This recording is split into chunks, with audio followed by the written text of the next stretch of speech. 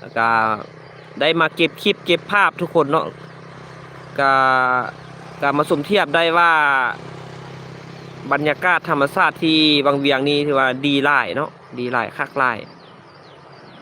ครับสมเทียบก็คือบ้านป้าตองบ่แม่นว่าลืมบ้านเกิดตัวเองเนาะแต่ว่าอยู่ที่วังเวียงนี้มันอุดมสมบูรณ์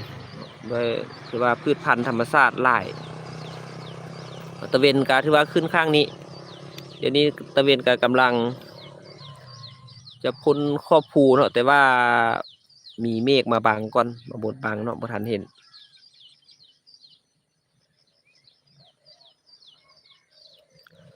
ท่านใดที่ชื่นชอบวิวธรรมชาติหรือว่าวิถีชีวิตคนลาวคนเมืองวังเวียงก็ฝากติดตามไว้เด้อป้าตองก็ถือว่าจะแบบเก็บคลิปเก็บภาพธรรมชาติแบบนี้แหละเนาะจุดไฟปีนภูเขาไปเบิ่งแหล่งท่องเที่ยวบูรกูลบ่หรือว่าไปเบิ่งชมเนาะมื้อหน้านี่จะไปชม ที่ว่าที่เขาเจ้ากิจกรรมเนาะขี่เรือยาวชมวิวที่แม่น้ำซอง